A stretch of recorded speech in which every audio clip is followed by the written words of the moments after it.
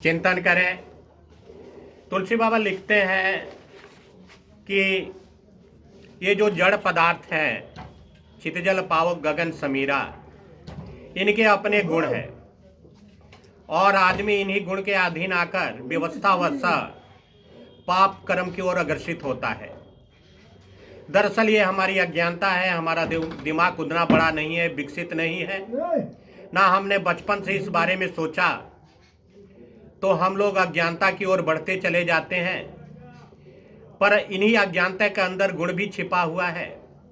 अब देखिए, जल ही कितना शांत है, आकाश कितना शांत है, सूर्य भी शांत है, वायु भी शांत है, पर इनके शांतपन को हम नहीं देखते जिससे हमारे शरीर का निर्माण होता है। पर जब यही शांत पदार्थ जब अपने पर उतर आता है तो जल से बाढ़ आ जाता है, वायु से आंधी आ जाती है, सूर्य से गर्मी आ जाती है, इत्यादि इत्यादि पदार्थ जो हैं। तो हमें उनसे निर्मित जो हमारा शरीर है, उनके गुण को अपने अंदर अंगीकार करना चाहिए, क्योंकि हमारा जन्म ही आनंद के लिए हुआ है। हमें खुश रहना है। खुश रहने में जितने हम आनंदित होते हैं उतने दुखी रहने पर नहीं होते। तो हम दुख की ओर क्यों अग्रसर होते हैं? तो दुख की ओर असर होने का कारण है काम, क्रोध, मद, लोभ।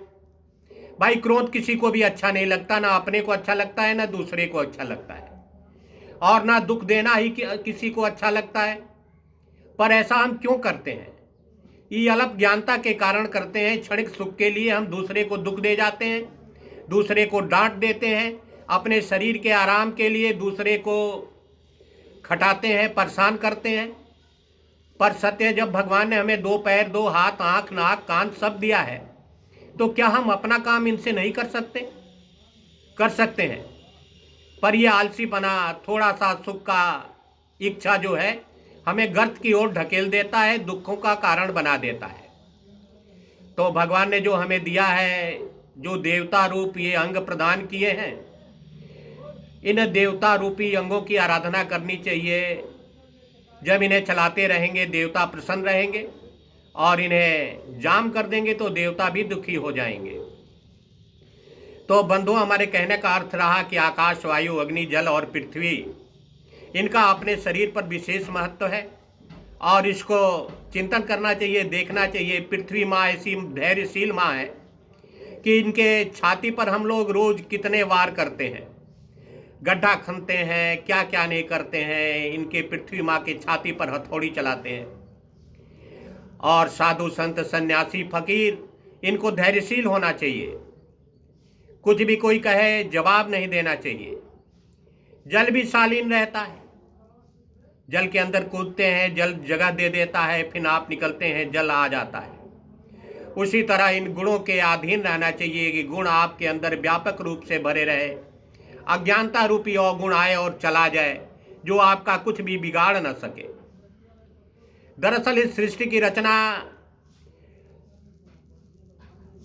चित्त, मन, बुद्धि, चित्त से हुई है।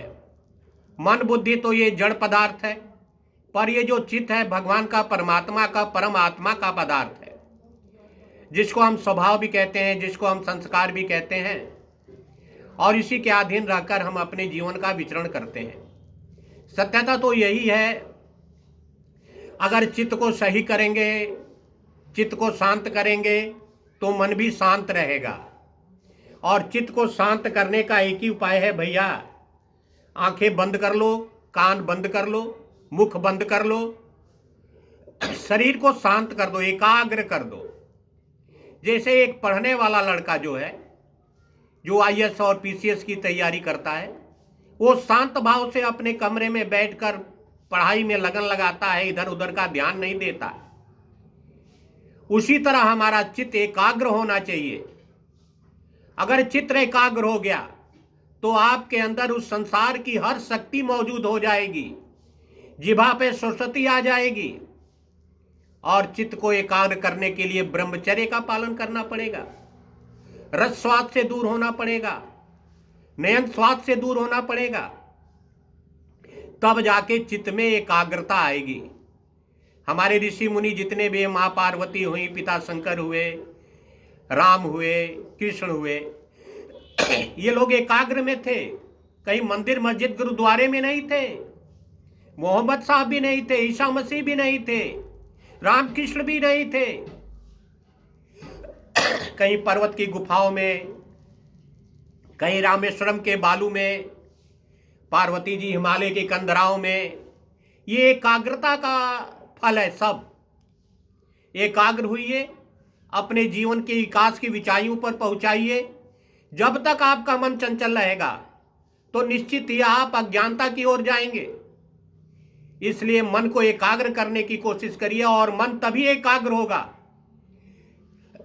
कि बाहरी बातें कान से मत सुनिए, गलत चीज वाणी से मत बोलिए, आंखों से संसार को मत देखिए। दुनिया की हर वस्तु आपके पैरों तले है, बस इसकी साधना करनी है। बोलिए श्री रामचंद्र संग